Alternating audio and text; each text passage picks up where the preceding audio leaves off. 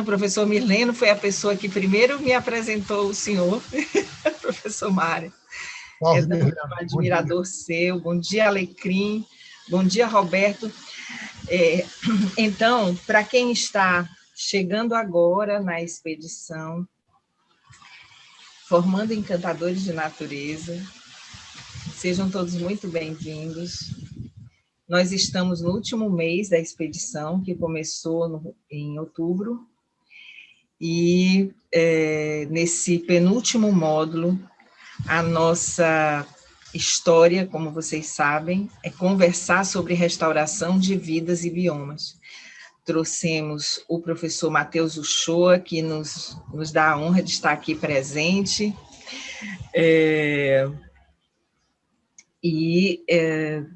agora estamos recebendo o professor Mário Chagas. Então, o professor Mário Chagas é um expoente dos ecomuseus. Ele é uma referência internacional. E a Universidade Estadual do Ceará se sente muito honrada com a sua presença, professor. Eu vou apresentar o professor, que a gente fez, aliás, ele fez uma versão bem curtinha do currículo, mas olha, professor, vou dizer seu currículo todo aqui, pelo menos o que o senhor colocou, tá? Bom, para começar, uma coisa, eu disse assim, professor, mande a sua bio, aí ele manda e a primeira palavra que ele escreve na bio é poeta, e aí já não precisava dizer era mais nada. Professor Mário Chagas é poeta, museólogo, mestre em Memória Social pela Unirio, doutor em Ciências Sociais pela UERJ, um dos responsáveis pela Política Nacional de Museus e um dos criadores do Cadastro Nacional de Museus, do Programa Ponto de Memória, do Programa Nacional de Educação Museal e do Instituto Brasileiro de Museus, criador do Programa Editorial do IBRAM. Atualmente é professor da Unirio, diretor do Museu da República, IBRAM, presidente do Movimento Internacional por uma Nova Museologia, professor colaborador do Programa de Pós-Graduação em Museologia da Universidade Federal da Bahia, professor visitante do Departamento de Museologia da ULHT. Tem experiência nacional e internacional no campo da museologia, com ênfase na museologia social, nos museus sociais e comunitários, na educação museal e nas práticas de memória, patrimônio e política pública da cultura. Professor, o senhor vai encontrar aqui pessoas do Brasil todo e também do mundo todo. Temos pessoas de diversas partes aqui do planeta, certo?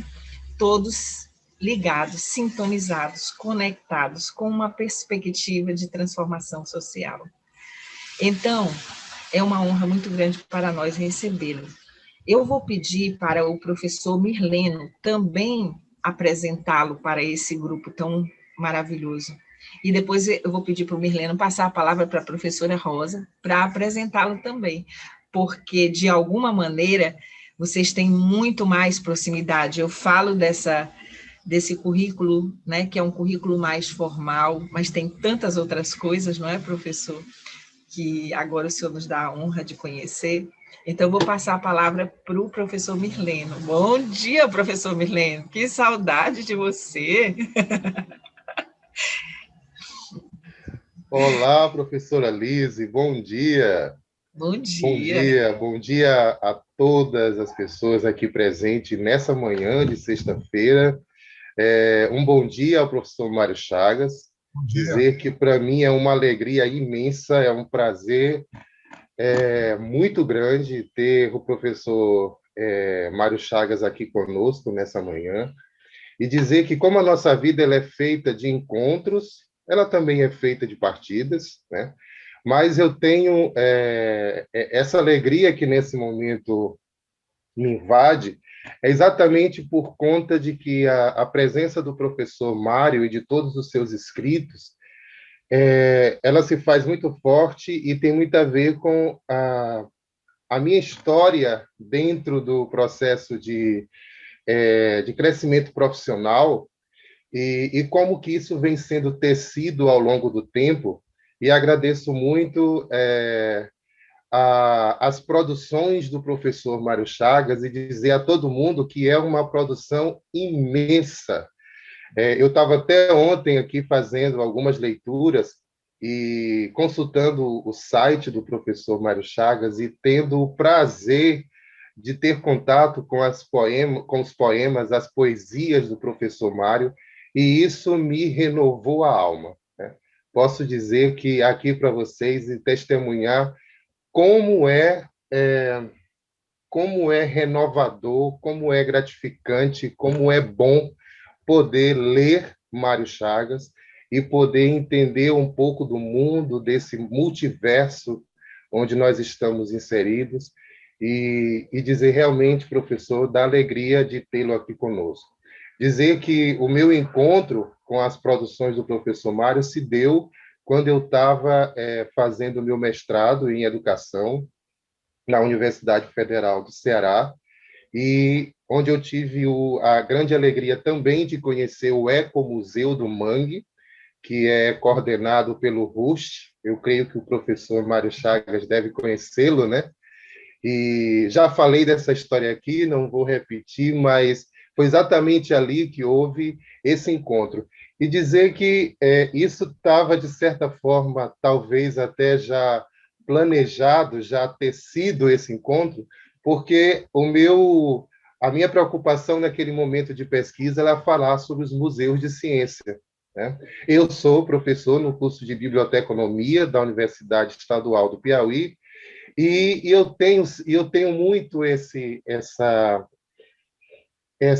sempre tive essa vontade, esse desejo enorme de poder conhecer um pouco a realidade dos museus, de entender o museu como um espaço, como um lugar de construção e de constituição das nossas próprias histórias, de entender como é importante estar conectado com essa realidade dos museus e de poder compreender através dos museus, dos ecomuseus, dos museus de território, desses museus comunitários, quem realmente nós somos. Eu vejo que andando por esses caminhos, eu consegui encontrar um pouco, e venho bebendo dessa fonte a cada dia, dos ecomuseus, porque mesmo tendo terminado o meu mestrado em 2015, mas até hoje eu mantenho um contato com toda a galera do Ecomuseu do Mangue, lá em Fortaleza, na Praia de Sabiaguaba,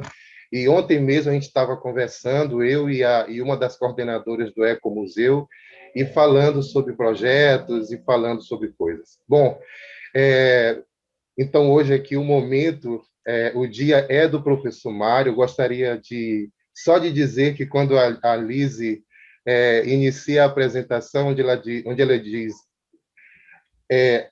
a primeira palavra que o define, apesar de que, eu lendo o professor Chagas, ele diz, ele é um poeta, museólogo, cientista, gestor, que não gosta de se definir, né?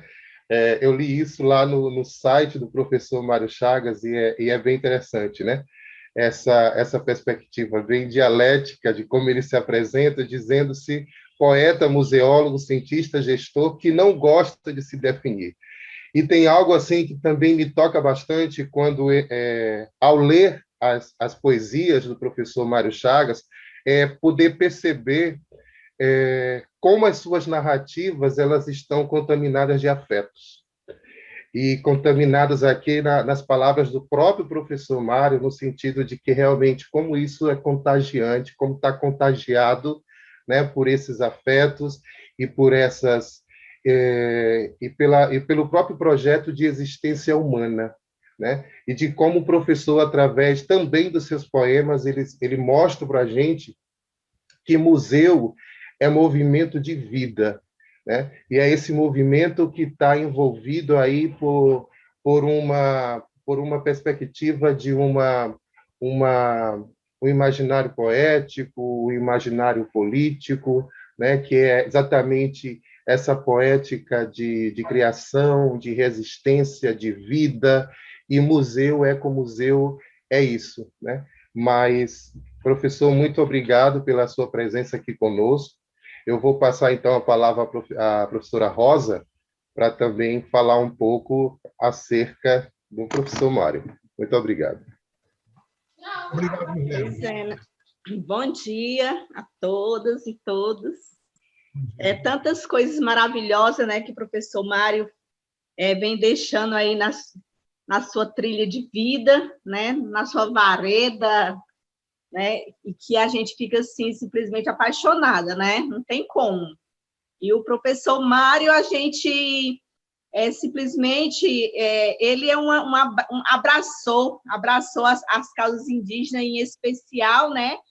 As nossas histórias de museu, com as nossas coisas, né, professor, como disse o Sotero, com as nossas coisas, com o nosso jeito de ser, com a nossa maneira de ser, e essa pessoa chegou e tem nos ensinado bastante, já tem conhecido algumas das nossas aldeias aqui no Ceará. Começamos com um encontro estadual de museus indígenas, que depois se transformou num encontro nacional, e hoje já é um encontro internacional, né, professor? Já tem vindo gente até de outros países para participar do nosso encontro de museus indígenas. E eles sempre estando conosco, nos ajudando, dando formação para a gente, oficinas, participando, dando suas palestras para a gente aprender mais e mais sobre esse mundo, né? Porque, para nós, eu já tenho falado isso e vou repetir novamente, para nós, um museu, para nós, enquanto indígena, não é só um espaço com 4 paredes, com algumas coisas dentro, né? Para nós, o museu indígena ele vai muito mais além do que isso, é o nosso território, é onde a gente mora, onde tem uma tapera velha, onde conta a história de uma família, de uma pessoa que por ali passou, é onde uma mangueira, para nós, é um museu, que nem a nossa história aqui do Pitaguari, que tem uma mangueira que para nós ela é sagrada. Então, assim, vai muito, muito isso, né? E o professor tem nos acompanhado e tem nos ensinado também, né? E eu acho que também tem aprendido um pouco com o nosso jeito de ser, né? Então, assim, para mim, eu só tenho que agradecer demais o professor estar aqui conosco nesse momento. Eu fico muito grato. Ontem tive uma reunião com o Suzenalso, né? E aí, assim, para mim é uma felicidade enorme recebê-lo aqui na nossa sala de aula e eu aprender mais um pouco, né? Nesse pouco tempo que a gente vem fazendo esses nossos encontros, né? E que ele vem nos acompanhando e vem nos ensinando também. Então, professor, seja bem-vindo. Eu não vou estender muito, porque a gente quer mesmo ouvi-lo e aprender com você. Então, eu só quero deixar aqui minha gratidão por aceitar esse convite que a gente fez e que, para nós, é muito gratificante. Você não sabe quanto a gente fica muito feliz em recebê-lo, em tê-lo aqui com a gente, viu? Muito obrigada. Eu queria aproveitar também para agradecer a Rosa Pitaguari, que fez a ponte com o professor Mário Chagas, agradecer ao professor Mirleno pelas palavras, dizer que o nosso sonho no projeto Reconectar, dentre outros, é montar o Ecomuseu da Flora, da Fauna e do Céu. Então, é uma visita muito esperada. Professor, a palavra está com o senhor. Vamos começar? Vamos. Bom dia a todas e todos. Bom dia, professora Lise, já agora formalmente, professor Mirleno, Rosa Pitaguari. Então, bom dia. Inicialmente, eu quero dizer de verdade que para mim é uma honra, é uma satisfação muito grande estar com vocês, participar aqui dessa expedição. Adorei a ideia da expedição, né? Então, precisamos mesmo de fazer expedições contemporâneas, expedições decoloniais, né? Expedições de reaproximação, de reinvenção das formas de conhecer. Isso é muito importante. Expedições para o interior de cada um de nós e expedição também para o exterior, né? Que se possa perceber e articular esses mundos, né? Os nossos mundos internos com os mundos externos, e perceber como eles estão mais conectados do que podemos imaginar. Então, eu gostei muito dessa ideia da expedição e sou grato, né, ao convite que foi realizado, grato à Rosa Pitaguari por ter feito de verdade essa ponte. Nesse particular, ela foi a nossa pontífice, né? É a nossa grande articuladora, então agradeço, né? E eu pensei hoje, professora Lise, para esse nosso encontro aqui, eu devo dizer com toda a honestidade, eu não fiz um plano, né, de expedição, né? Estou assim, seguindo o rumo das expedições já realizadas, seguindo o rumo dos caminhos já traçados, né? E se eu pudesse usar aqui uma imagem, né, marítima, né, eu diria que estou pronto para navegar com as velas soltas, né? Ou navegar também, poderia dizer, ao rumo dos ventos. Então, estou muito livre, muito aberto para isso, né? Então, a partir de agora, eu gostaria muito de me movimentar em diálogo com todos, né? Eu conversei com a professora Lise e eu gerei uma imagem e eu gostaria que essa imagem estivesse aqui entre nós, né? E a imagem foi a seguinte: eu estou pensando esse nosso encontro como uma roda de conversa, né? Como se pudéssemos estar em torno de uma fogueira, conversando, né? E articulando ideias e, ao mesmo tempo, descobrindo novas possibilidades, né, de pensamento e de ação. Então, é assim que enfim, mesmo assim que eu gostaria que nós aqui pudéssemos entender e conversar. Eu gosto muito da ideia de conversa, né? Porque gosto mesmo de pensar que a conversa é alguma coisa que não se inaugura quando o primeiro fala. A conversa só se inaugura quando o segundo fala, né? Então, não é o primeiro que fala que inaugura a conversa, né? É o segundo, o terceiro, e assim vai adiante, né? Porque se apenas um fala, nós temos um monólogo, e o monólogo não implica necessariamente numa conversa, né? A conversa ela está ancorada na ideia do diálogo, né? Ou seja, pelo menos dois estão falando, né? E ela sempre se inaugura com o segundo, não com o primeiro, né? Ou ainda envolve outras tantas pessoas, como aqui eu já observei, temos 56 pessoas participando dessa nossa conversa. Então, nesse sentido de conversa ou versar juntos, né? Conversar, versar juntos, versar em diálogo, né? Então, é esse o meu objetivo. Quando a Rosa falava, eu lembrei de verdade quando estive no Ceará, né? No norte do Ceará, na aldeia Tremembé, né? Em Almofala, e lá tive a oportunidade de conhecer pessoalmente o pajé Barbosa. E foi muito importante aquele encontro, e eu fui para uma formação, mas, como a Rosa já adiantou, foi um momento de grande aprendizado para mim. E uma das coisas impressionantes foi, entre tantas outras, né, mas essa me marcou muito, foi uma fala do pajé Barbosa, onde ele definiu, ou ele não tinha bem a intenção de definir, mas ele disse o que compreendia como museu, né? E ele disse: o museu é um leque de penas coloridas, né? E aquilo ficou muito marcado para mim, né? O pajé Barbosa compreendendo o museu como um leque de penas coloridas, né? Não bastava ser um leque, o que já era muito, né? Então, era um leque de penas e não bastava ser um leque de penas, né? O que também já era muito.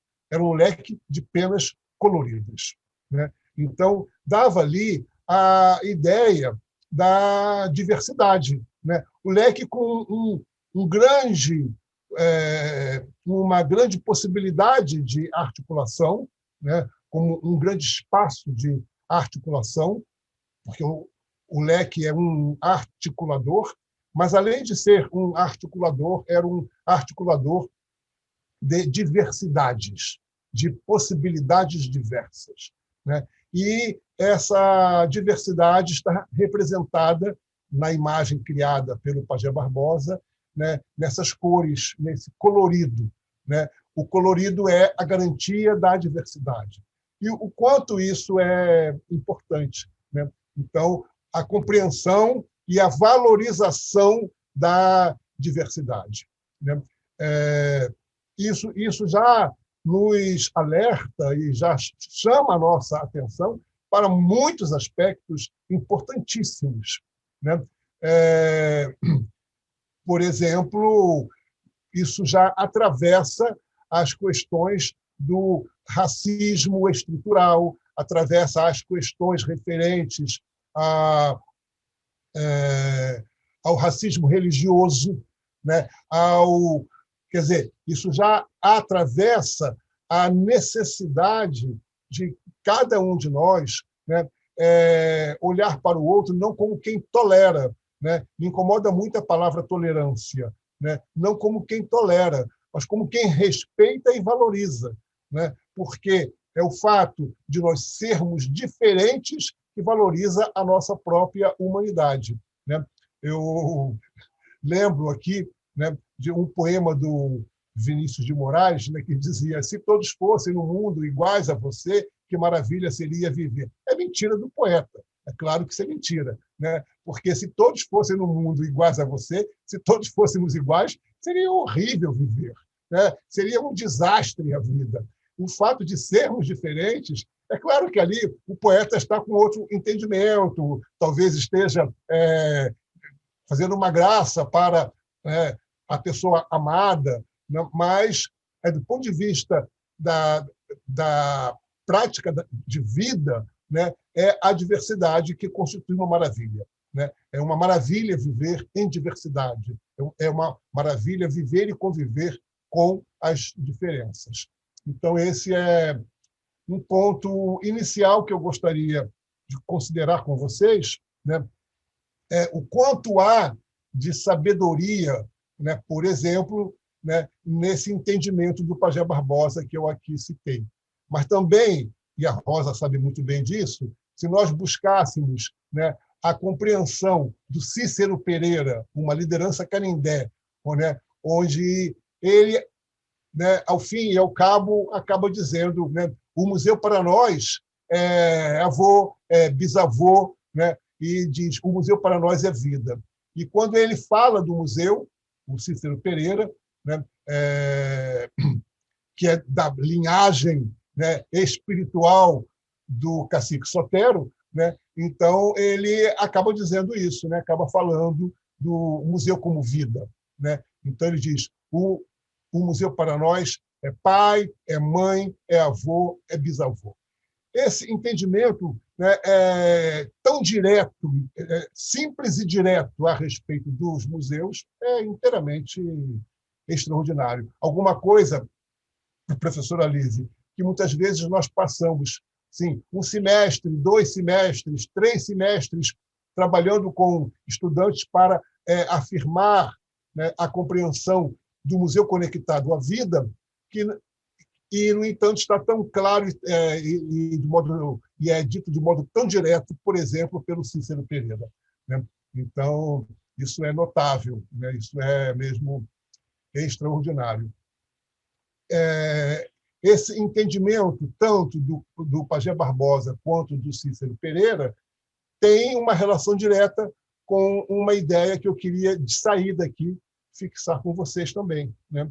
Que é assim, e eu gosto de repetir isso, que a museologia que não serve para a vida não serve para nada, né?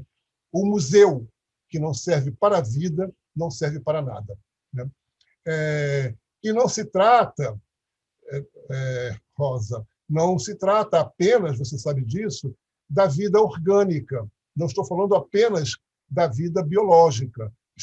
o que também já seria muito. Estou falando da vida social, da vida em relação, né? Então, da vida que a todos nós envolve, da vida na qual nós entramos, e a vida aí é como uma conversa, né? Nós entramos e a vida já existe, e nós saímos e a vida continua existindo. Essa vida que nos antecede e que continua existindo para além de nós.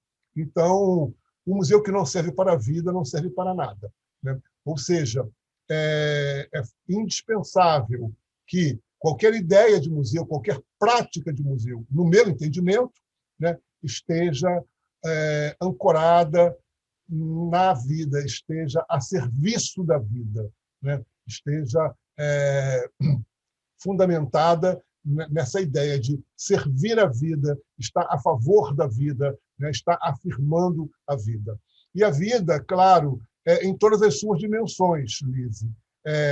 A vida conectada com a ecologia, mas a vida pessoal, a vida subjetiva, a vida interna, né? Mas também a vida biológica, né? A vida que envolve a vida que está presente na natureza, na qual estamos claramente incluídos, mas também a vida social, né? Então, a vida que nós construímos em sociedade. Então, para mim, isso é fundamental, né? Bom, são algumas ideias iniciais. E, enfim, não sei se a Rosa quer fazer algum comentário. Eu vou seguindo. Não, o senhor já falou, professor, que eu ia dizer também que, para nós, o museu é a natureza, né? A gente define por várias, como é que eu vou dizer, várias linhas, vários pensamentos, né? Assim como o Pagé define como um leque, o seu Cícero define como vida, né? Se define como natureza e como vários outros. Assim, se a gente for dar uma viagem, né, nos museus indígenas, lá em cada um, eles vão definir de uma forma diferente, né? E que isso, assim, eu sempre fico muito feliz e muito surpresa quando a gente conversa sobre esses assuntos. Ótimo, beleza. Então, é mesmo isso, né? Então, e essa conexão com a vida em seus vários aspectos, e, é claro, a vida subjetiva, né? Então, essa vida em mim, a vida em nós, né? Mas também a vida na natureza, na qual estamos incluídos, é claro, e a vida social, a vida, né? A sociedade, a vida social que nós próprios construímos, né? Nesse ponto, até já poderíamos dizer que, sendo o museu um leque de possibilidades, sendo o museu um leque de penas coloridas, sendo o museu uma afirmação da vida, nós também precisamos compreender que o museu é uma construção, né? Então, nós construímos o museu, né? E dizer isso é importante. O museu é resultado de uma construção social. Mas, quando eu digo isso, não digo tudo ainda, porque se num aspecto ele é uma construção social, numa outra mirada, ele também é um construtor, né? O museu também nos constrói, né? Nós também somos construídos pelo museu, né? Então, por essa ideia, ou por uma ideia de museu, que não se trata de uma única ideia, são várias possibilidades de construção de museu. Nesse particular, o que os povos indígenas no Brasil estão fazendo, com o museu, é mesmo notável, porque estão praticando uma espécie de antropofagia, né? Então, estão se apropriando do museu, devorando o museu e fazendo do museu uma outra coisa, né? Então, ou seja, os processos museais desenvolvidos ou levados a efeito pelos povos indígenas no Brasil, eles são inteiramente decoloniais, ainda que não se chamem assim. Mesmo quando não se afirmam como decoloniais, eles são decoloniais. Por que são? Porque eles descolonizam o pensamento museológico, né, ou a ideia de museu que se tinha até então, né? Isso é realizado pelas práticas dos museus indígenas no Brasil. Então, descolonizam as práticas museais, descolonizam o pensamento museal e indicam outros caminhos, outras possibilidades, outras formas de pensar museu. Como a professora Lise me indicou na conversa que nós tivemos, uma conversa preparatória para o nosso encontro, para essa manhã de hoje, né?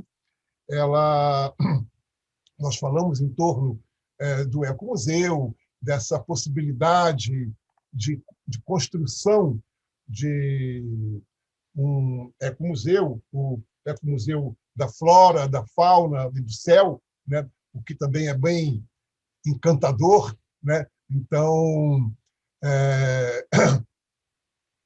aliás, isso me lembra a inauguração do Museu da Maré, né?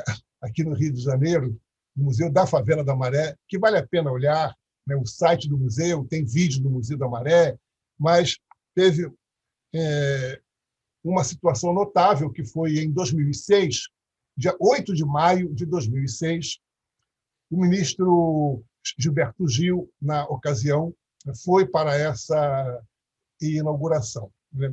E foi muito interessante, porque ele tinha um discurso preparado, né, para a inauguração do museu. E ele enrolou o discurso assim, segurou na mão, né, e ficava claro que ele tinha ali uma coisa preparada para ele falar.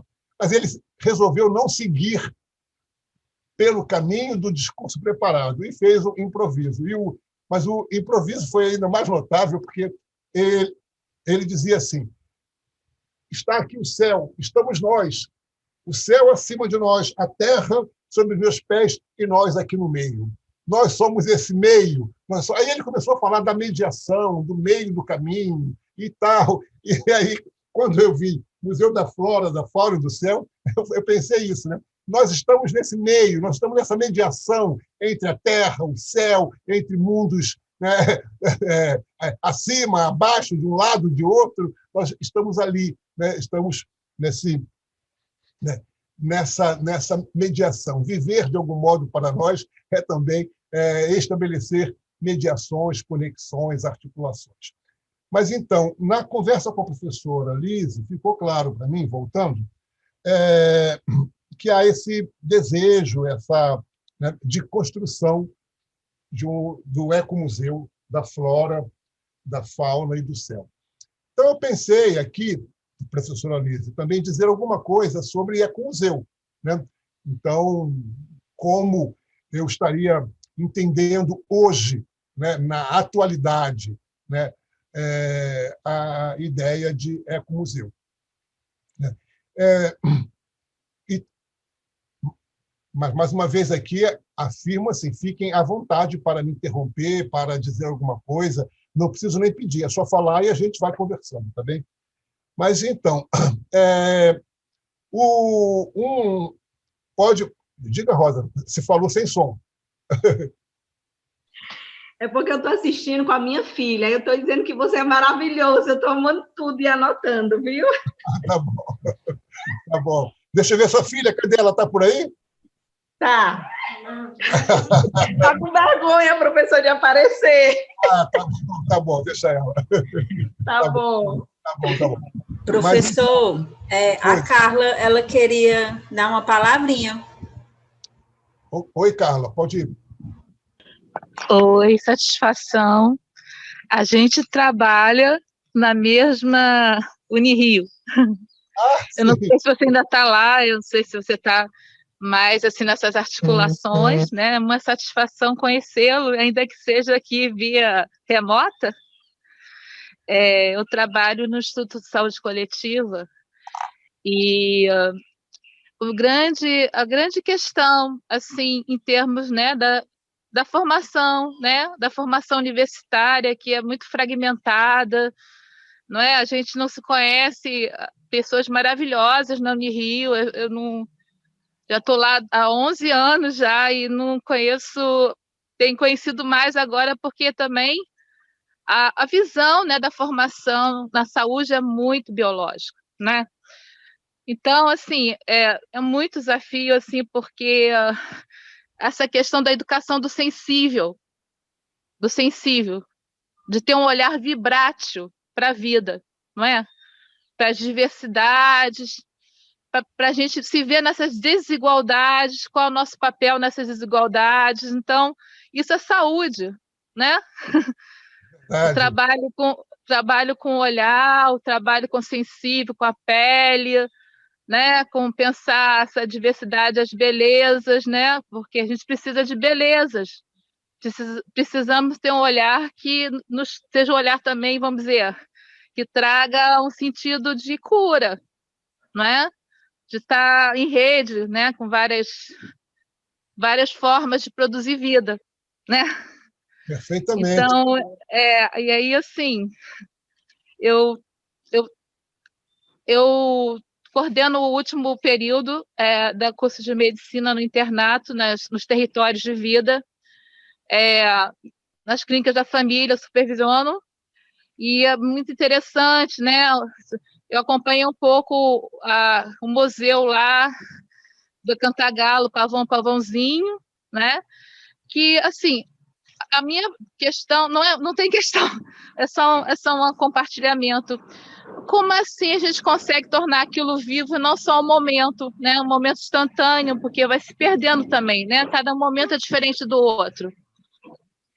E aí eu percebo um pouco que lá também ficou um pouco assim, teve um movimento bem grande, né, no início, e que agora um pouco ficou meio apagado. E eu acho que essa coisa da sustentação, não é a sustentação, cristalização da coisa, né, do proposto, mas como também pode ser uma transformação viva. É um pouco por aí, como a gente consegue essa proposta, né, do museu vivo, que ele seja vivo, né? É isso. Estou na rua aqui, pegando uma garoa aqui em Santa Teresa para refrescar um pouco as ideias, andando aqui com meus companheirinhos aqui, os perros, cachorros. Pena que passou o bonde, que eu queria mostrar o bonde para todo mundo. Então tá bom. É isso. Então, se tiver algum tipo assim, de conversa para a gente poder aí desdobrar, seria como dar sustentar, né? Essa proposta dos museus que são inaugurados, às vezes nas ruas, mas que vai se perdendo. É isso mesmo. Ele tem seu movimento que não precisa ser eterno. É isso. Então, ótimo, Carla. Foi muito boa essa sua reflexão, especialmente, Lise, para nós, né? Já estou eu aqui entrando no grupo, né? Então, para nós que desejamos criar, por exemplo, né, um ecomuseu. Então, essa reflexão da Carla é importantíssima para isso, né? E logo a princípio, né? Desde o princípio, a partida, né? Porque, a esse respeito, eu sugiro para vocês, alguém pode aí procurar, né, a Rênia pode dar uma ajuda, né, eu sugiro para vocês, por exemplo, procurar a revista de Museologia Social do CEON, né? Então, CEON são cadernos do CEON, que são publicados pela Universidade Uno Chapecó, lá de Santa Catarina, do Oeste Catarinense, e nos cadernos do CEON, nós organizamos um dossiê chamado Museologia Social, se eu não me engano é o número 41, Rênia. Você pode achar o link e disponibilizar o link para todos nós aqui. E ali, Carla, nesse volume, nesse dossiê dos cadernos do CEON, tem uma entrevista que eu pude realizar com o professor Hugues de Varrine, que é quer dizer, uma das pessoas que tem um pensamento inaugural sobre ecomuseu, né? Ele ali explica a origem do termo ecomuseu, como surgiu esse termo, etc. Mas ele faz uma reflexão, Carla, que vai na direção do que você acabou de indicar, né? Porque eu pergunto para ele, claro, uma pergunta, né, que tinha uma certa pegadinha, uma pergunta provocativa, né? Eu pergunto para ele sobre o fracasso de algumas experiências de ecomuseu. E ele me responde de modo muito claro, dizendo: não, eu não vejo fracasso, não há fracasso, né? O que há são experiências que acontecem num determinado tempo, né? se desenrolam, né? E podem ganhar outros rumos, podem ganhar outras direções, né? Podem deixar de existir, né? Porque já cumpriram a sua função, já cumpriram a sua tarefa, vamos dizer assim, né? Ou podem ganhar um outro corpo, né? Passar por uma espécie de avatar. Ele usa essa expressão, avatar no sentido hindu da palavra, né? Então, ou um avatara, como se diz também em português no Brasil, e ele então diz: pode deixar de existir porque cumpriu a sua função, pode passar por um avatar, né? Ou pode assumir outras funções, assumir outras possibilidades. Então, algumas das experiências comunitárias, de museus comunitários, passam por isso, né? Porque há uma diferença fundamental, Lise, agora já tocando num ponto, vamos dizer, aprofundado mesmo, né? Há uma diferença fundamental entre museus comunitários, ecomuseus e alguns museus clássicos tradicionais. Tem várias diferenças, mas uma delas eu diria que é uma diferença importantíssima, que é o seguinte: alguns museus desejam a eternidade, desejam ser eternos, né? Eles não são eternos, não serão eternos, mas eles desejam ser eternos, né? E eles estão fixados numa ideia de eternidade. E outros museus, né, que são os ecomuseus, os museus comunitários, né, os museus sociais, eles se ancoram na transitoriedade. Eles são transitórios, se assumem como transitórios, sabem que são transitórios. Eles estão mais próximos, né, de alguma coisa que, por estar na vida, por viver a vida em movimento, podem se transformar, podem deixar de ser, podem ser uma outra coisa. Então, eles estão nesse terreno da transitoriedade. Diferente de alguns museus, por exemplo, públicos, alguns museus, né, estatais, que desejam a eternidade, querem ser eternos, né? Se nós pensamos fora do Brasil, por exemplo, o Museu do Louvre, ele quer ser eterno, né? Então, quer existir para sempre.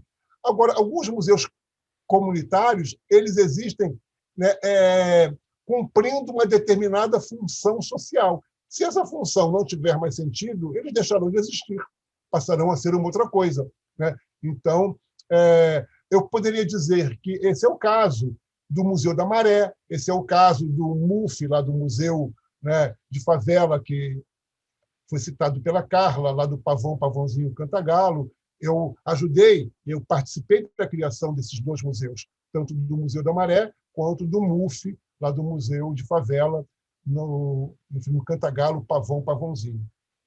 Então, esse é um ponto importante. Mas a Carla trouxe ainda alguns elementos para a nossa reflexão que eu considero de grande relevância, né? Que poderia ser traduzido na seguinte pergunta: afinal de contas, os museus podem contribuir para a felicidade? Afinal de contas, os museus podem contribuir para a saúde, né? Afinal de contas, né, ou em que medida os museus também podem ser ferramentas de cura, né, instrumentos de cura, né? Eu, da minha parte, estou convencido disso. Os museus podem, sim, podem contribuir, e contribuem, muitos deles contribuem para a felicidade. Contribuem para a vida, como eu disse antes, né? Podem estar a serviço da vida, nem todos estão, mas é por isso eu digo, os museus que não servem para a vida não servem para nada, e me interessam aqueles que servem para a vida, né? Mas, de outro lado, poderíamos acrescentar a isso e dizer que, de verdade, os museus podem ser ferramentas, espaços de cura, né? Podem ser isso, né? Eles podem estar a favor da cura. Eu tenho uma experiência muito concreta, muito objetiva, lá no Museu da República, né? Eu agora estou em casa, por isso que digo lá, né?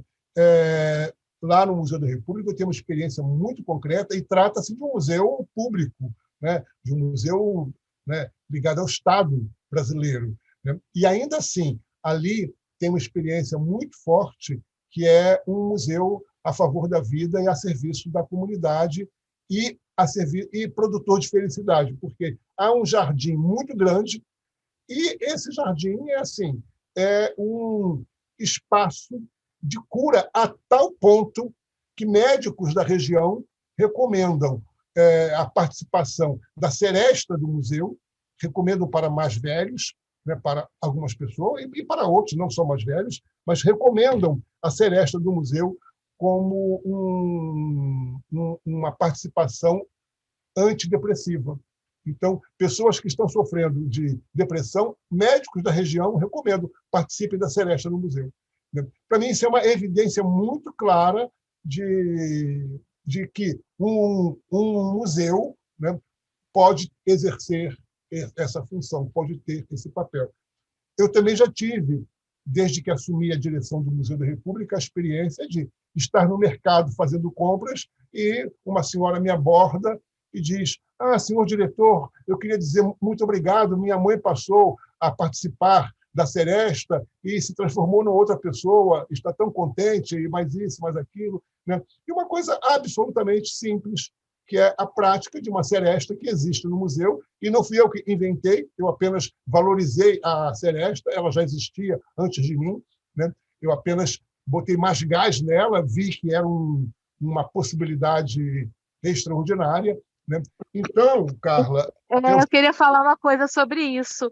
Eu tenho também estudantes do último período lá na unidade do Catete, que está sendo muito devastada, né, nos últimos 2, 3 anos. Mas as rodas de conversas, os idosos adoravam ir no museu, ver as rodas de serestas, tinha um programa de jardinagem também, de caminhada. Isso é lindo. É um museu ali que se pretende eterno, de uma certa forma, mas ele tem um espaço vivo dentro dele. É como se fosse uma coisa meio híbrida. É verdade. Né? Eu acho que esses espaços assim mais, vamos dizer, formais, eles também podem produzir outras experiências, além só da exposição, né? Das peças. Exatamente, Carla. É mesmo isso, né?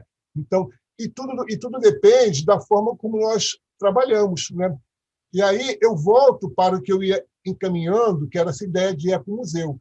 O ecomuseu, antes mesmo, Lise, de nós pensarmos no ecomuseu como uma instituição, eu sugiro que nós pensemos o ecomuseu como uma metodologia, como possibilidades de trabalho, né? Porque não é o nome o que importa aí, não é chamar de ecomuseu o que faz daquela coisa um ecomuseu, né? E muito mais a forma como trabalha, o método, as metodologias adotadas, isso é que faz toda a diferença. Pode se chamar museu, pode se chamar uma outra coisa qualquer, não é o nome o que importa.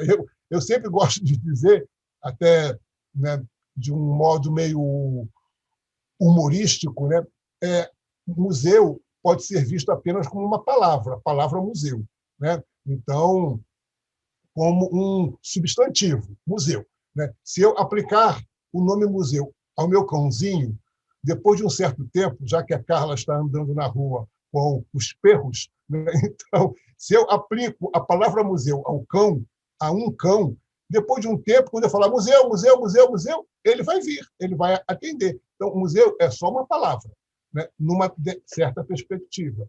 Mas também museu é uma prática social, né? Também museu é uma categoria de pensamento. Então, o que importa é de que, quando eu penso em ecomuseu, o que importa é compreendê-lo, no meu entendimento, compreendê-lo como uma metodologia, né, como formas, né?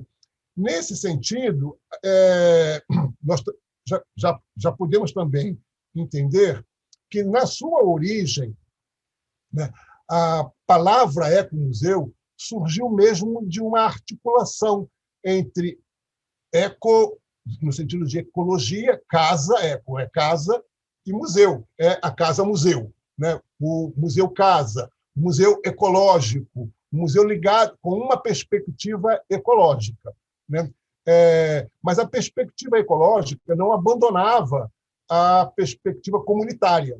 Então, era ecomuseu, no sentido de um envolvimento com a natureza, mas, ao mesmo tempo, um envolvimento comunitário num determinado território, né? Então, surgiu dessa conjugação, né? Quando eu penso em ecomuseu, lembrando que eco significa casa, né?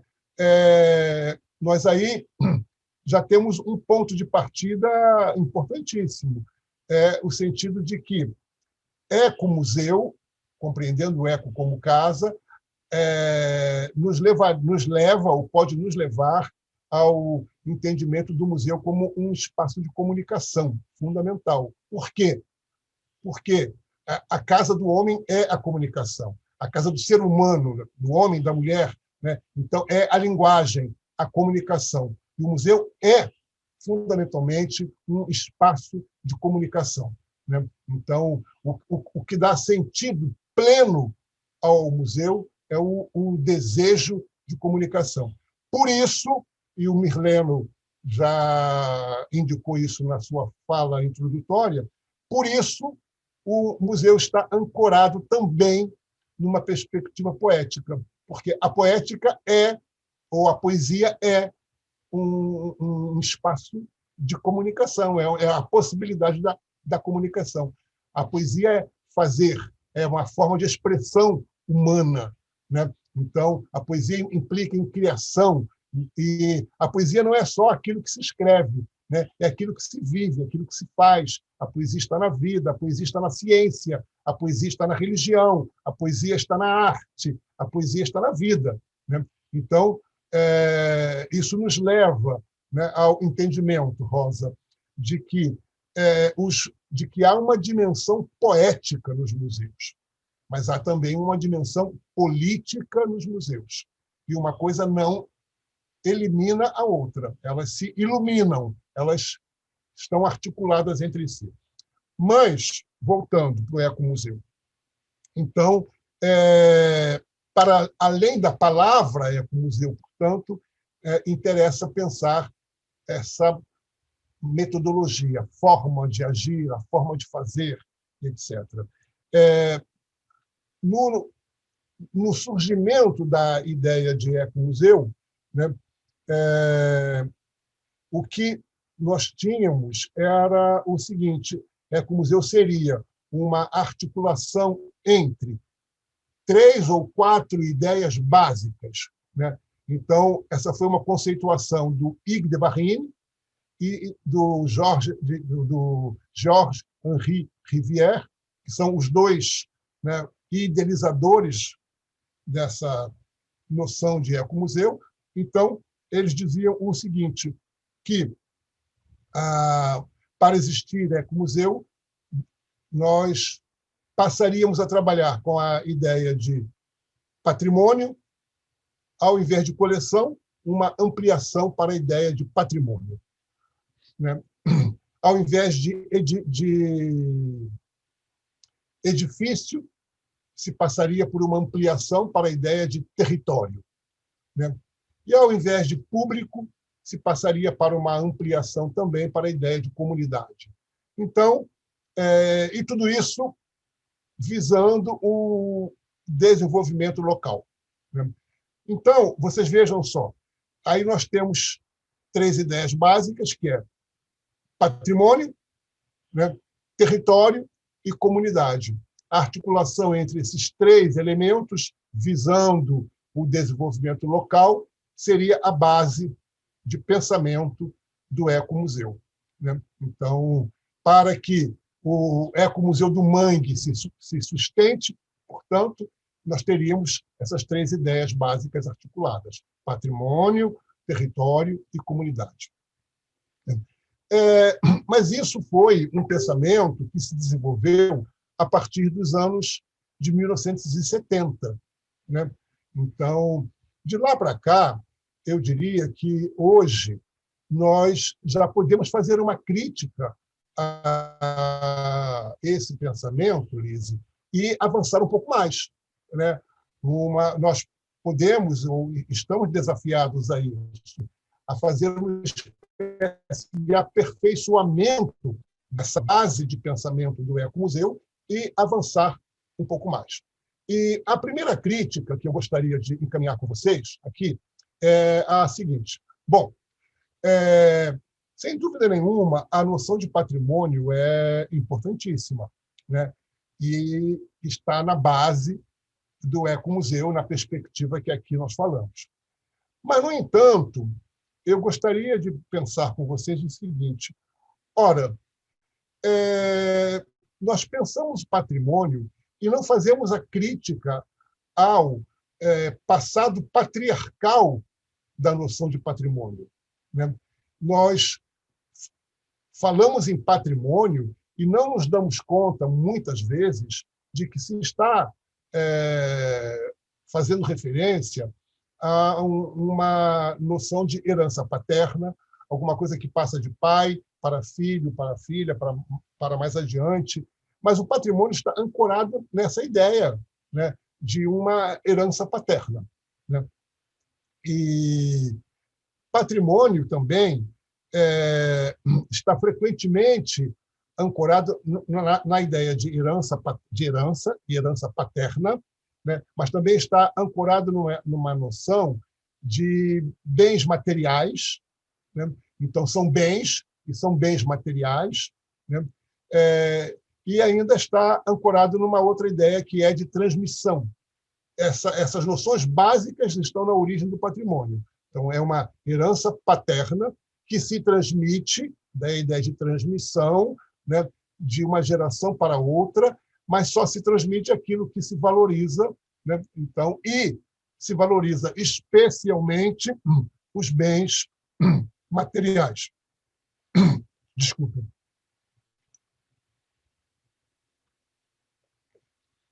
Fica claro que isso tudo já passou por algumas mudanças. É claro que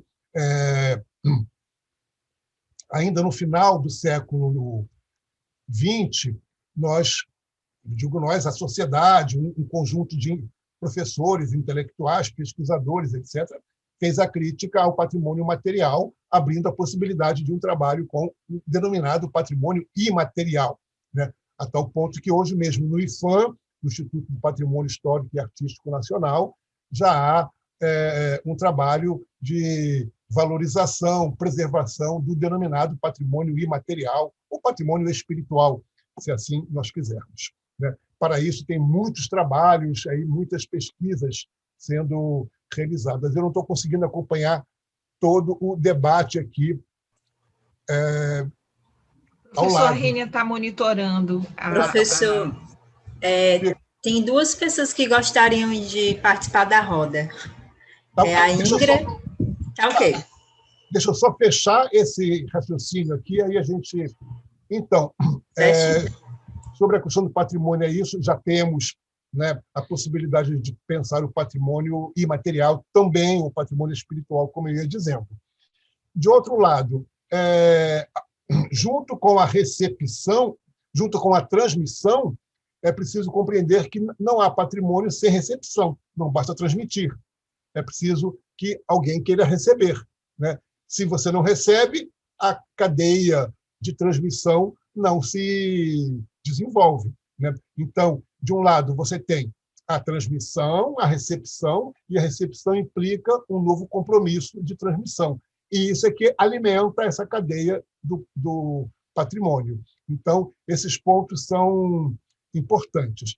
Mas eu ainda gostaria de avançar, Rênia, um pouquinho mais antes de chamar a Ingrid, para o seguinte: nós não levamos em conta, né, as relações existentes, por exemplo, Lise, entre a palavra patrimônio e a palavra matrimônio, né?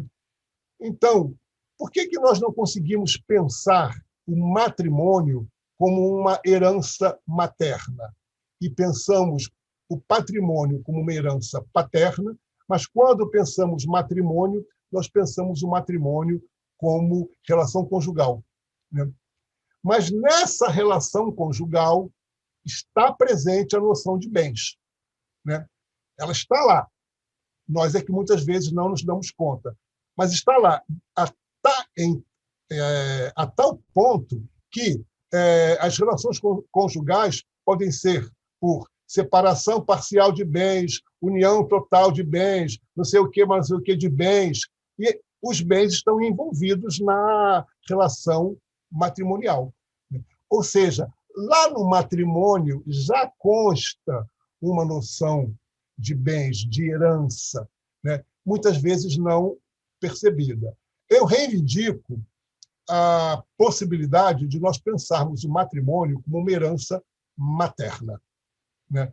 Alguma coisa que se transmite também de mães para filhos e filhas, de uma geração para uma outra geração, na perspectiva matrimonial, e não apenas patrimonial. Isso já seria, ou isso já constitui, um primeiro rompimento com a noção patriarcal presente no patrimônio. Mas ainda não é tudo, ainda não é suficiente, porque nós estamos desafiados, na minha perspectiva, a pensar, Lise, a possibilidade de uma herança fraterna. Estamos desafiados a pensar um fratrimônio, ou seja, uma herança que não é diacrônica, senão sincrônica, né? Não se trata de uma construção que se transmite de uma geração para outra geração, senão de alguma coisa que se cria na geração atual e que se compartilha na geração atual, entre irmãos, entre amigos, daí a noção de fratrimônio, uma herança fraterna. Esse ponto é fundamental para nós pensarmos Ecomuseu na atualidade. Então, eu aqui estou fazendo, nesse momento, uma crítica a essa noção de que o Ecomuseu se sustenta no patrimônio, na comunidade e no território. Se sustenta no patrimônio desde que nós tenhamos a compreensão atual de que o patrimônio tem uma perspectiva fratrimonial, né? De que o patrimônio envolve uma criação fratrimonial. É isso que está presente na fala do Cícero Pereira, né? Quando ele diz: patrimônio é pai, é mãe, é avô, é bisavô, é vida, não sei o quê. Essa perspectiva de fratrimônio está presente lá. Para os Canindé, o museu é fratrimônio. O museu é uma herança fraterna, né? Então, tem ali a criação do cacique Sotero, mas é o irmão dele, o Cícero Pereira, que se apropria e vai, aquilo passa de uma geração para outra geração, mas tem esse envolvimento fratrimonial. De outro lado, né, fechando ainda a crítica a essa noção básica de ecomuseu, né, quando se fala em território, né, então, hoje nós diríamos que não basta uma menção ao território, né? É preciso compreender esse território como um espaço socialmente ocupado, né? Então, é um território, mas é um espaço socialmente ocupado na perspectiva do professor Milton Santos, né? Então, assim, fala-se em território, sim, mas o território deveria ser compreendido como esse espaço socialmente ocupado, né? E ocupado ainda aí numa perspectiva ecológica de harmonização com a natureza, né? De outro lado, fala-se em comunidade, né? Então, dentro dessa perspectiva, eu diria que também aí é preciso uma atenção muito forte, porque não basta ser uma comunidade, né? Porque a comunidade também é produtora de mal, a comunidade também é produtora de desencontros, a comunidade pode ser alguma coisa que limite completamente as nossas formas de ser livre, de viver. Então, eu penso que nós temos um desafio de compreender a comunidade como uma forma de valorização da vida subjetiva, da vida em relação e da vida na natureza. Porque uma comunidade pode ser xenofóbica, né? Então, é possível um ecomuseu xenofóbico, né? Então, não basta uma afirmação de que se trata de ecomuseu. E, por fim, estou fazendo uma crítica muito rápida, viu, Lise? Mas é só para abrir aí o pensamento. E, por fim, a ideia de desenvolvimento local, que está presente na noção de ecomuseu. Eu diria que hoje nós temos as ferramentas adequadas para pensar que também não nos interessa um desenvolvimento a todo custo, né? Nos interessa uma alternativa ao desenvolvimento. E essa alternativa ao desenvolvimento pode nos aproximar da noção de bem viver, né? Se nós olhamos para os povos indígenas, para os povos quilombolas, eles estão nos ensinando alternativas para o desenvolvimento. Estão nos ensinando formas de bem viver, né? Formas de viver em harmonia com a natureza, por exemplo. Então, feitas essas críticas e adaptações, né, e atualizações, melhor dizendo, feito isso, eu penso que nós ficamos um pouco mais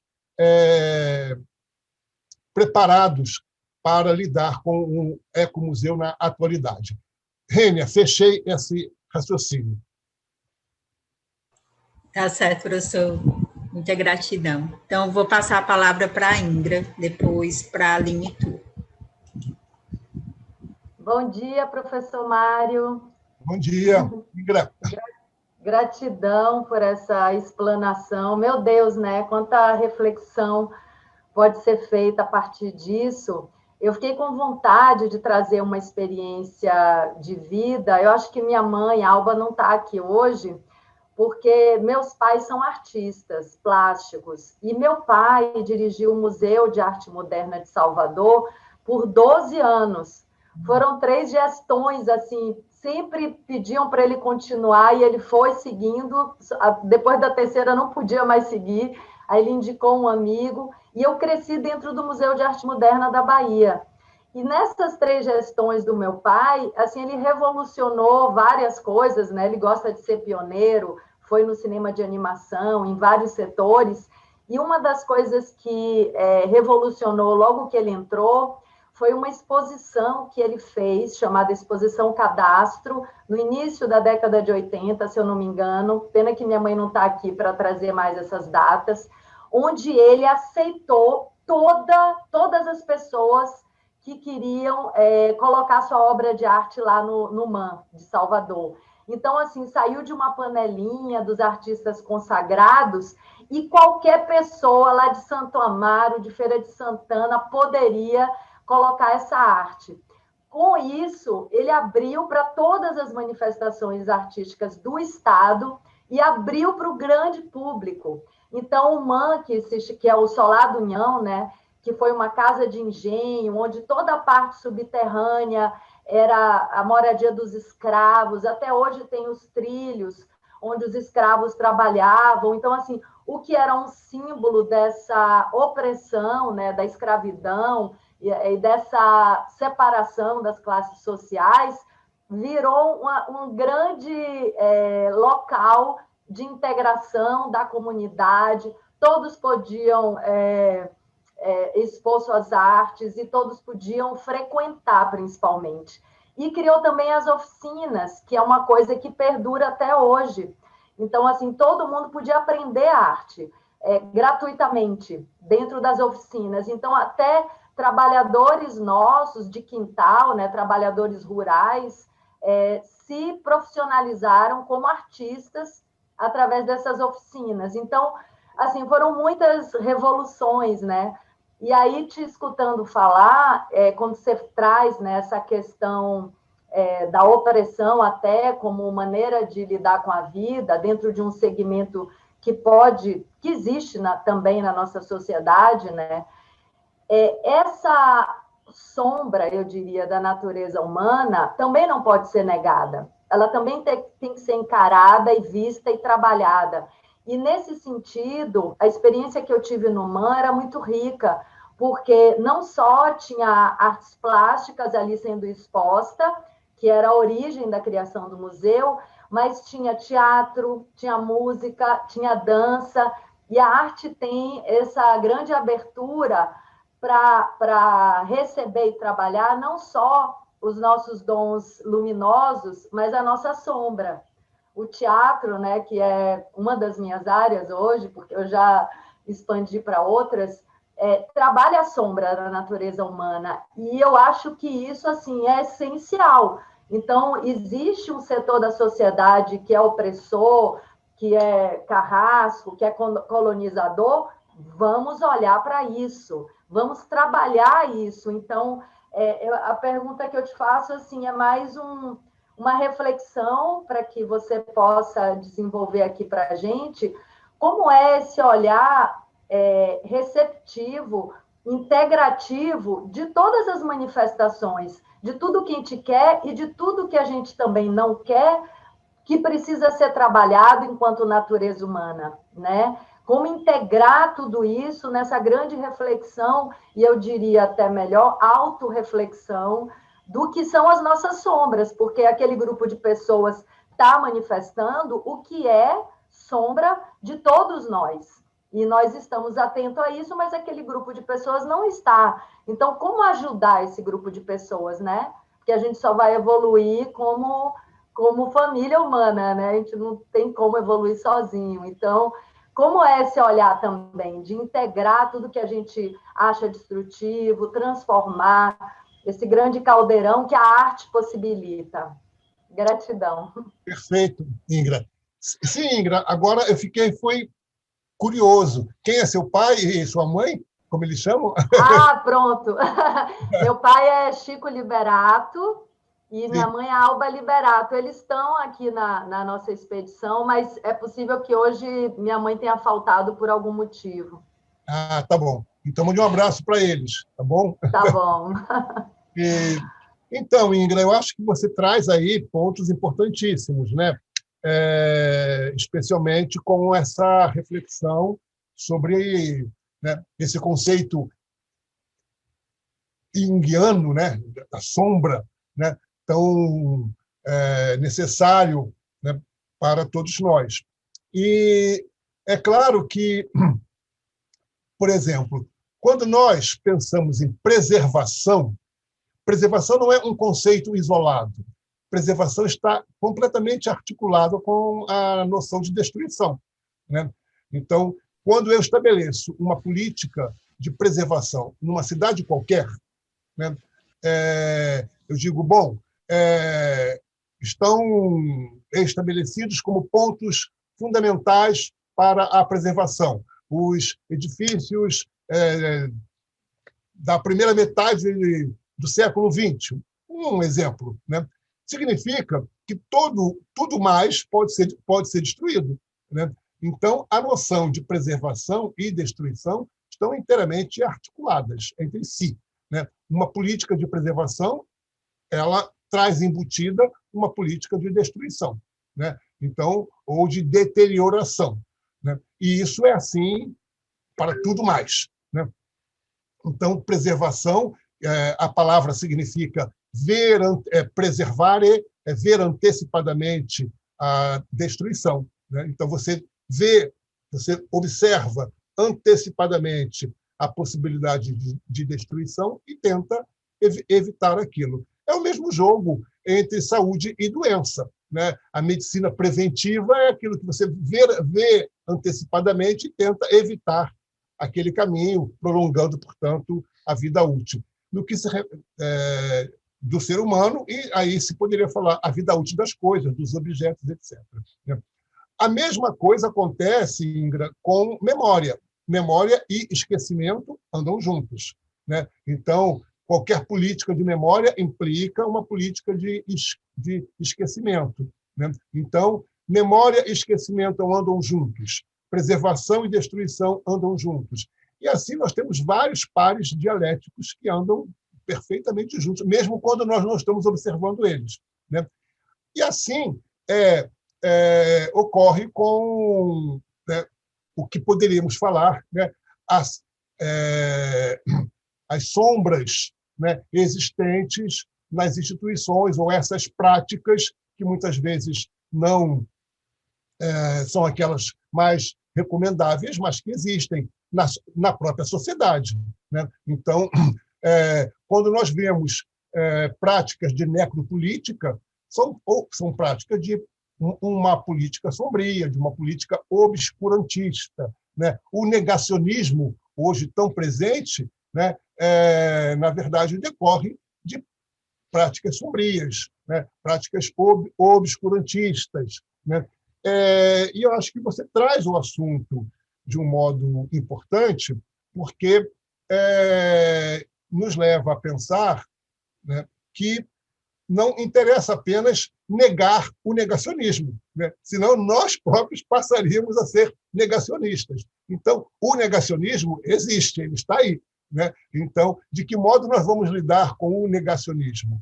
De que modo vamos contribuir para que o negacionismo, né, seja transformado ou deixe de ser negacionista, né? Então, não será negando, portanto, né? Então, será absorvendo. Essa é a velha história, né, da bruxa malvada que não foi chamada para a festa, né, da Cinderela, ficou de fora. Não é da Cinderela, já estou aqui, da Bela Adormecida, né? Já estou misturando os contos, né? Mas a bruxa que não é chamada e que, né, então, por vingança, né, joga uma maldição que acaba produzindo aí a Bela Adormecida. Então, é preciso chamar a bruxa para a festa. Olha, vamos lá, vamos conversar, vamos participar. Esse é o desafio do processo democrático, né? Os processos autoritários, eles tendem ao negacionismo, né? Porque não lidam, não reconhecem outras possibilidades. E para fazer a conexão com o museu, que é o desafio que você traz, né? Então, Lise, eu penso que aí está um desafio importante, de que modo nós vamos, por exemplo, no ecomuseu, lidar com preservação, sabendo que não podemos preservar tudo, que a preservação de tudo é uma impossibilidade prática e que, portanto, quando nós estabelecermos uma política de preservação para um determinado ecomuseu, ela implicará também na aceitação da destruição de algumas coisas. Porque se tudo fosse preservado, a vida deixaria de ter sentido, né? A vida seria paralisada. Então, há uma dinâmica, há uma tensão entre preservação e destruição. Há uma tensão importante entre memória e esquecimento. O esquecimento não é um mal em si mesmo. O esquecimento é produtor de bem, também é produtor de bem. A sombra não é um mal em si mesma. A sombra faz parte da nossa psique, né? Então, e aí, no caso dos museus, essas coisas precisam estar organizadas ou minimamente articuladas. De que modo eu penso, Indra, que isso pode ocorrer? Eu deixando evidente a chave que estou utilizando, né? Que chave eu estou utilizando, né? Se se eu desenvolvo um projeto do ecomuseu, da flora, da fauna e do céu, né? Então, que chaves eu estou utilizando para isso, né? Porque nem tudo será preservado de uma maneira total, né? Algumas coisas serão perdidas nesse processo, e isso é parte da dinâmica da vida. Então, essas aceitações, né? Então, eu lembro de uma frase muito curiosa do Darcy Ribeiro, né? Que ele dizia assim: quem inventou a morte era um sábio. Você imagina se nós tivéssemos que viver, né, e nada morresse e tudo continuasse para sempre? Ele disse, foi um sábio. Essa frase dele eu acho muito curiosa, né? Porque é a aceitação da morte, né? Então, quem inventou a morte é um sábio, só pode ser um sábio, Porque se nós tivéssemos que viver eternamente, seria uma chatice. Imagina. Aí claro, o Darcy Ribeiro, com a sua, né, imaginação muito fértil, né, aí ele diz assim, você imagina se as coisas cortadas de um corpo continuassem vivendo, uma cabeça continuasse vivendo por si mesma. Aí ele vai criando umas ideias meio estranhas, mas, no fundo, ele nos ajuda a aceitar a morte, né? Então, é um pouco isso, né? E a morte pode ser compreendida como esse aspecto de sombra em relação à vida, né? Então, Ingra, eu não tenho uma resposta definitiva para isso, né? Para a sua questão, e nem acho que você está, né, aqui demandando resposta, senão uma reflexão, né? Penso que é esse o desafio, é compreender a questão que você coloca, e ela é importantíssima, compreender que negar a sombra ou, né, negar as ideias que são diferentes, né, não vão nos fazer avançar. Aí nós voltamos para o Pajé Barbosa, não fosse ele pajé, né? Então, voltamos para o Pajé Barbosa. E o que diz o Pajé Barbosa? Ele diz: o museu é um leque de penas coloridas, né? Por ser um leque de penas coloridas, ali há de ter preto, branco, amarelo, vermelho, azul, e assim vai, né? Ali há de ter a sombra, né? Então, porque é um leque de penas coloridas. Então, eu penso que essas ideias estão ali, nós só precisamos saber lidar com elas. E quando eu digo deixar a chave à mostra, é dizer, esse é o caminho que nós estamos utilizando, é isso daqui, né? Pode ter um outro caminho? Pode. Pode ter uma outra possibilidade? Pode, né? Agora, poderá ser um caminho negacionista? Nós vamos combater o caminho negacionista, mas não negar o negacionismo, porque ele existe e está aí, né? Então, acho que isso é um pouco do que eu posso contribuir nesse momento para essa reflexão tão importante que você traz, né? Então, mas eu escrevi um texto que... Deixa eu ver se eu consigo recordar o título, ele até está... Espera aí. Não, aqui não. Bom, mas onde há um debate, onde eu estabeleci um debate sobre a ideia de a memória como um conceito crucial. Isso é uma frase de Jacques Legoff, né, um autor francês. Ele escreveu um texto chamado Memória. E ele abre o texto dele dizendo: a memória é um conceito crucial. O que significa que a memória é um conceito crucial? A memória é um conceito... Mário. Oi. Eu creio que foi esse que eu coloquei aí, memória social em fragmento, o poder das encruzilhadas e a museologia em ação. Perfeito. Desculpe, eu não tinha percebido. É exatamente isso, viu, Heleno? Ótimo. Foi ótimo você ter chamado. É exatamente esse texto aí, é exatamente isso. A memória como um conceito de encruzilhada, né? É o poder das encruzilhadas. É exatamente isso, né? Então, porque nas encruzilhadas você tem esses atravessamentos todos, né? Memória, esquecimento, né? Permanência, mudança, né? Voluntário e involuntário, preservação, destruição, tudo isso, né, aponta para essas encruzilhadas. Então, a memória é um conceito crucial. Está ali. Muito bom, Mirleno. Fizemos uma boa dupla, hein? Gostei. Então... Dá maravilha, gratidão, professor. É isso mesmo, assim, eu percebo na sua resposta que não é uma resposta que fecha alguma coisa e determina nada. É a de abertura mesmo, né? De abrir, da gente se abrir, criar espaço para perceber tudo isso de uma maneira mais ampla e não responder e fechar alguma coisa, mas vamos abrir aqui novas portas, né, de percepção. Muita gratidão. Exatamente. Mas foi bom. Eu estava aqui tentando recuperar o texto e... Então, Mirleno já pôs ali. Essa versão que está nesse Cadernos do SESC, né, que está disponível na internet.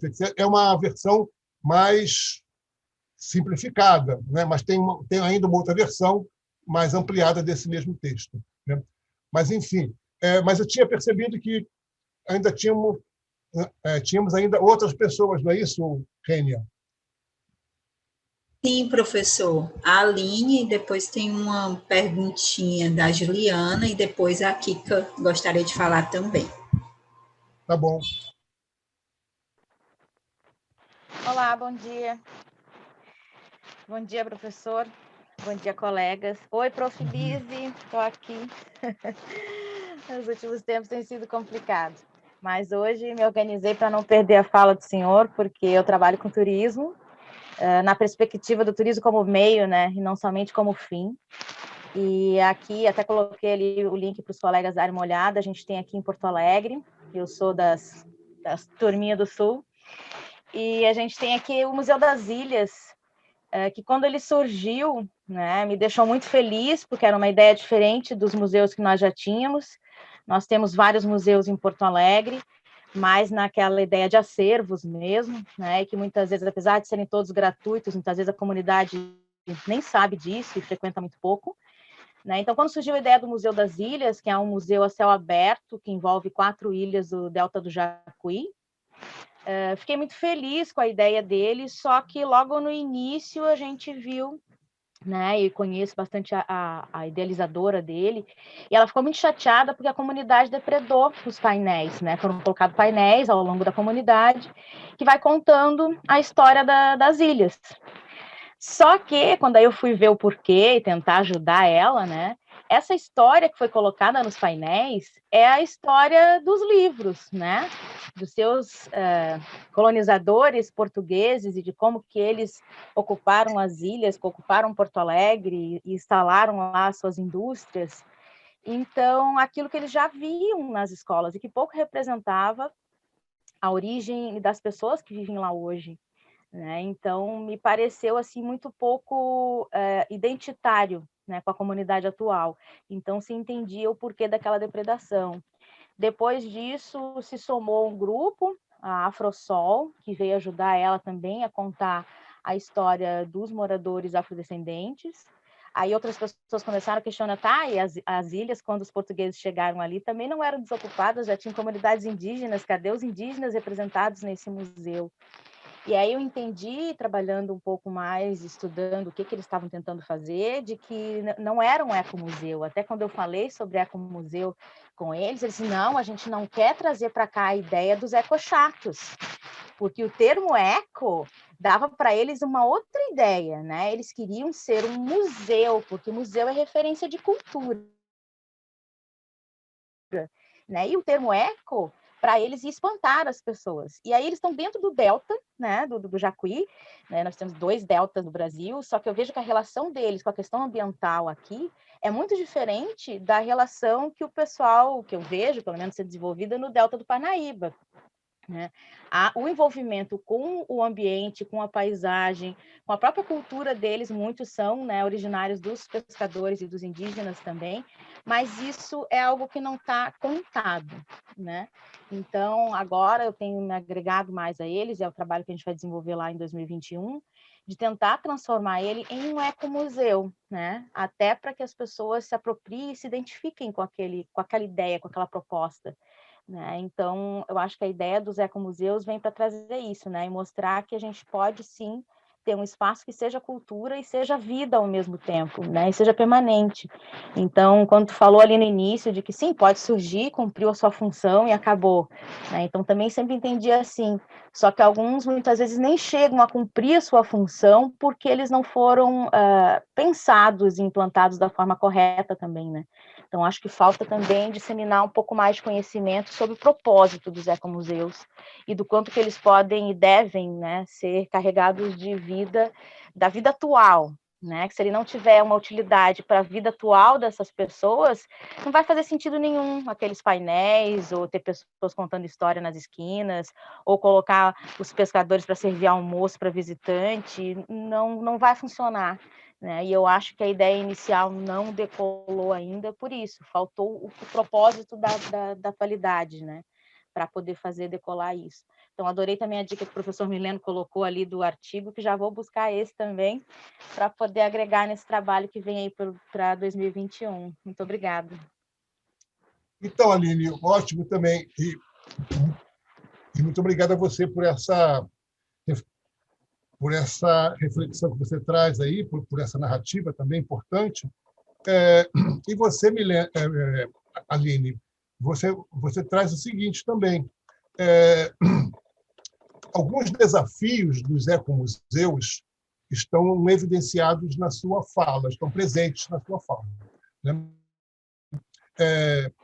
Primeiro, essa marca, essa coisa muito marcada, né, do ecomuseu, e como,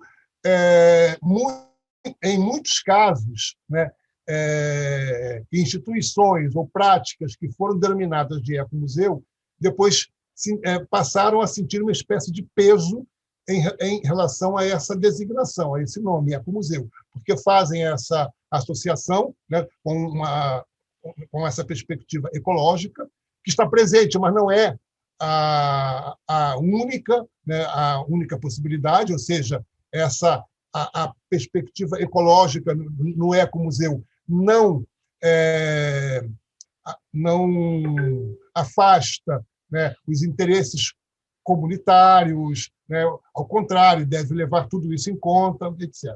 Então, esse é um dos pontos presentes na sua fala, mas tem ainda um outro elemento na sua fala que me chama muita atenção, viu, Lise? Um processo de criação de um museu, de um ecomuseu, necessariamente, na perspectiva que estamos aqui falando, necessariamente comunitário, um processo, portanto, de criação de um ecomuseu desse tipo, há de levar em conta os interesses comunitários, né? Há de partir da comunidade, porque, do contrário, ele já nasce como que deformado, né? Ou seja, se o processo se desenvolve de arriba para baixo, né? de cima para baixo, né? Se o processo se desenvolve nesses termos, dificilmente ele contará com a solidariedade, com a participação comunitária, né? Então, e isso muitas vezes acontece. Muitas coisas são chamadas de ecomuseu, nem tudo que é chamado de ecomuseu está ancorado numa metodologia ecomuseológica, vamos dizer assim, né? Tem coisas que tem práticas chamadas de ecomuseu, eu conheci algumas na França, e inclusive o ecomuseu do escargot.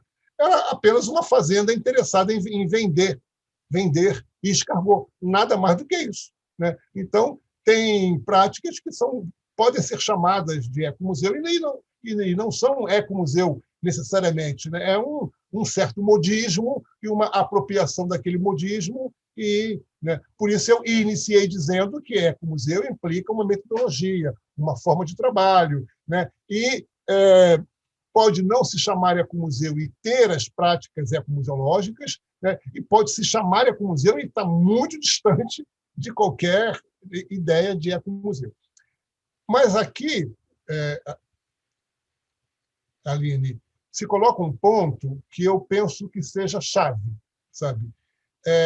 Isso envolve, inclusive, a perspectiva dos museus indígenas. Vamos observar. Durante muito tempo, né, até, por exemplo, os anos de 1970, né, e até mais, até 1980, desenvolveram-se práticas museológicas que estavam sustentadas, que se faziam na terceira pessoa, né? Eu chamo essas práticas de museologia da terceira pessoa, o que se faz na terceira pessoa. Ou seja, eram museus e práticas museológicas que se referiam ao outro, falam, né? Ele faz assim, eles fazem assado, eles pensam isso, eles dizem aquilo, eles comem assim, eles comem assado. Eram práticas, portanto, que faziam referência ao outro, a uma alteridade, e que falavam na terceira pessoa, do singular ou do plural, né? novidades começam a surgir quando isso se altera, né? E algumas comunidades desenvolvem uma museologia na primeira pessoa, do singular ou do plural. E aí tudo muda. Se nós olhamos para o museu inovador que foi o Museu do Índio, criado por Darcy Ribeiro, em 1954, se eu não me engano, né? Museu do Índio, criado por Darcy Ribeiro, né? Maravilhoso, aquilo foi uma novidade imensa. Mas ele foi criado ainda ali, mesmo sendo uma grande novidade, né? Ele foi criado como um museu em perspectiva etnográfica, falando na terceira pessoa, falando sobre o outro, né? Porque os Chavantes fazem assim, porque os Waurá fazem assado, e falando sobre os povos indígenas, já era um grande avanço, já não tratava, né, os povos indígenas como fósseis da humanidade, né? Então, isso era uma coisa muito importante, mas ainda assim falavam na terceira pessoa. Totalmente diferente quando o Cacique Sotero começa a pensar o Museu Canindé. Porque ali já não é alguém de fora falando sobre, né, o povo canindé. Eles dizendo, nós fazemos assim, nós pensamos dessa forma, nós construímos isso. Então, mudou totalmente. Trata-se de uma museologia